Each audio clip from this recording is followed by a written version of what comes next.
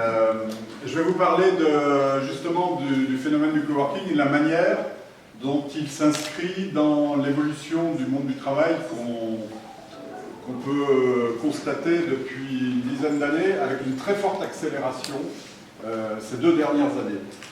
Le tiers-lieu étant un terme générique qui a été inventé par un sociologue américain qui désigne un lieu entre le domicile et le travail, d'où le nom de tiers-lieu. Pour lui, c'est un nom générique. L'idéal du tiers-lieu pour lui étant le bistrot français.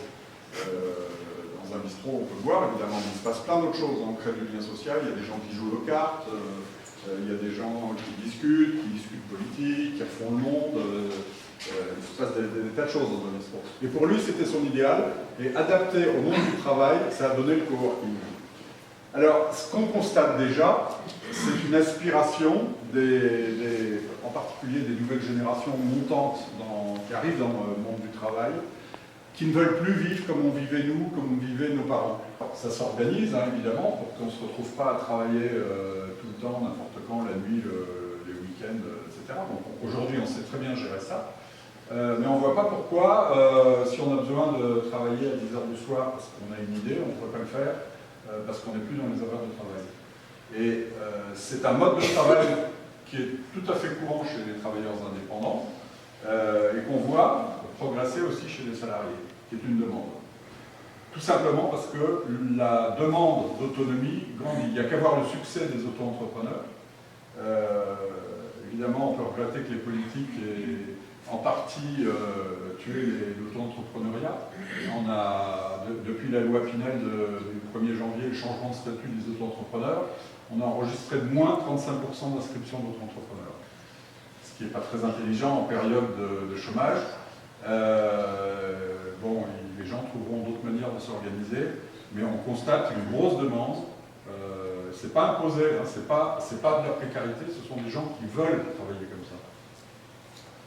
Et on s'aperçoit évidemment que la crise accélère ce ras-le-bol de mode de fonctionnement. Quand vous passez 2 heures par jour dans les encombrements, dans les transports en commun, ça coûte cher aussi.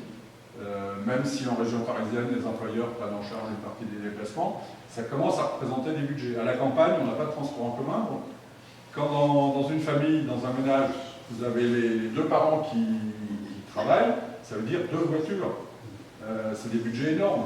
Donc, est-ce qu'on ne peut pas faire autrement? Et sur le plan du gaspillage de CO2, du gaspillage de carburant, est-ce que c'est pas une stupidité non plus alors qu'on sait faire autrement? Tout ça explique le succès du télétravail. Le télétravail, c'est à peu près 20% de la population active. Le problème, c'est que c'est un mouvement qui est en partie non visible, ce qu'on appelle le télétravail gris, parce qu'il ne fait pas... il n'est pas négocié par l'entreprise. Quand on parle de télétravail, on parle de salariés, pour le coup. C'est le même phénomène que le coworking, mais plutôt chez les salariés. Sauf que le télétravailleur salarié, en général, il travaille chez lui. Il ne travaille pas dans un espace de coworking, tout simplement parce que l'entreprise n'est pas très chaude pour l'instant, n'a pas bien compris les bénéfices qu'on peut en tirer. Pour elle, c'est un coût supplémentaire. Et c'est un risque de problème de confidentialité. Vous avez un salarié qui travaille sur des dossiers, son employeur peut avoir un peu peur qu'il y ait des fuites d'informations parce qu'on travaille avec d'autres entreprises dans un espace de coworking.